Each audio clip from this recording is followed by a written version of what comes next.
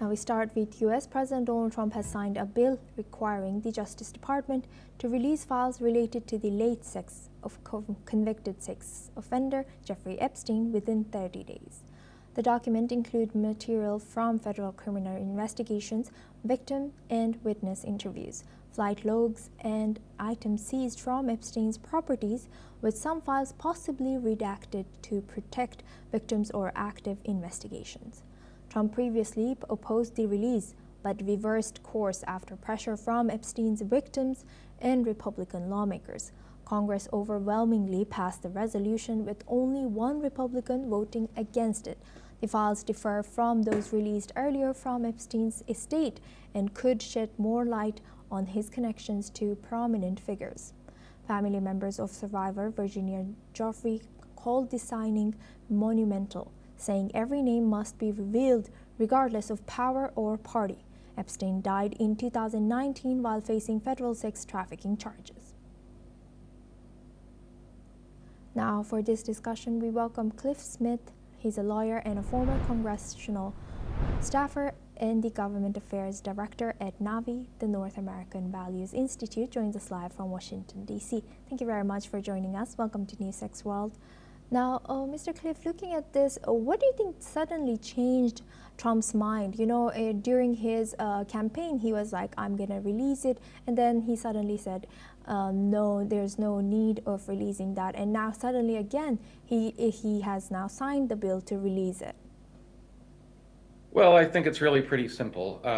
He thought the Epstein files and sort of painting his opponents as in the pocket of this notorious sex offender was good for him politically. He likes to fancy himself somebody that is against sort of the, this amorphous blob of corruption. And so it was a very good issue for him politically in 2024, so he campaigned on it.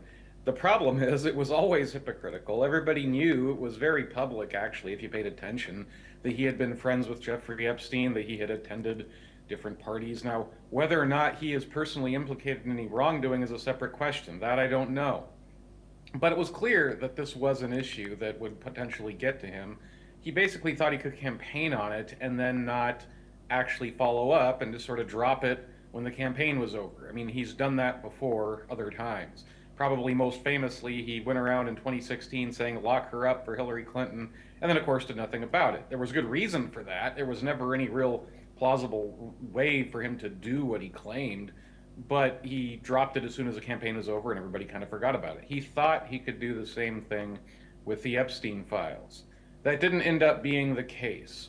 Too much of his persona was wrapped up in this idea of him being against this, amorphous, corrupt cabal of elites, and Epstein played too close to that.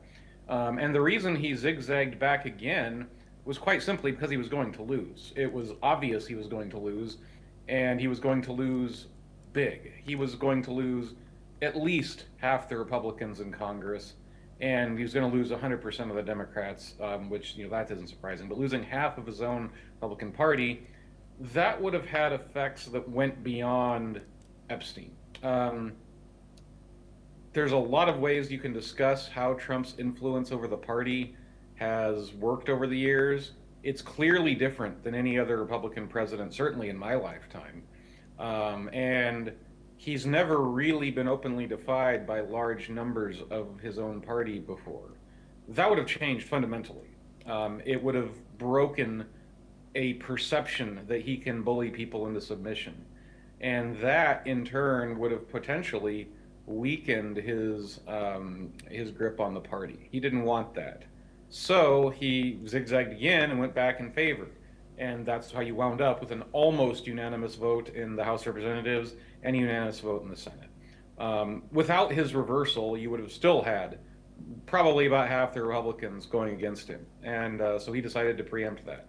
Whether or not that actually helps preserve his political power over the party over time, we'll see. I don't know. Yes. But it was certainly an attempt to preserve that. I think that's pretty clear. Yes. Thank you very much, Mr. Smith, for sharing that insight. Please stay with us as we come back to you for our next discussion as well. Now we stay in the region. U.S. President Donald Trump is scheduled to meet newly elected New York's incoming mayor, Zohran Mamdani tomorrow at the White House. The meeting comes after months of political spats between them during New York City's recent mayoral election. Zohran Mamdani, a Democratic socialist who has won the mayoral race earlier this month after defeating former Governor Andrew Cuomo by 9 points. Now, the mayor-elect's team has said that the meeting is only customary for an incoming mayor and will majorly cover public safety, economic security, and affordability. However, previous mayors include Bill de Blasio and Eric Adams did not have such high-profile one-on-one Oval Office meetings so far. Now, we welcome back Mr. Cliff Smith. He's a lawyer and a former congressional staffer and the Government Affairs Director at NAVI. Thank you very much for staying with us. Now, Mr. Cliff, looking at this, what are we to expect of their meeting? Because, you know, as we saw, Trump openly objected Zohran Mamdani many times. He did not show support for him. Instead, he was showing support for the defeated candidate Andrew Cuomo, and also Zohran Mamdani. Even after he was elected or he won, he was looking at the camera and he was like, "I know, Trump, you're watching. Just increase the volume." You know, he said that. So these kind of rhetoric that they used towards each other, how do you think this? What should we expect from this upcoming meeting, and why do you think Trump particularly made this decision to host him at the White House? Well, number one, I think you have to look at their enmity in context. The truth of the matter is both of them are useful foils for each other. Both of them like to point to the other one as a representative of everything they're against, and it helps both of them. Much of the country is resentful of New York City, which they see as sort of being the epitome of cultural elitism, of sort of a separate entity for the rest of the country in some ways. It's an epitome of things that they don't like in so-called flyover country, in different parts of the country that aren't New York or LA or DC or a few other areas that are sort of seen as different from the rest of the country. And so that works for Trump, but Mamdani, with the Democrats basically being in lockstep against Trump in a town that is, 80% plus Democrat, depending how you look at it. I mean, it's a huge amount are Democrats in New York, something like 5-1 Democrats to Republicans.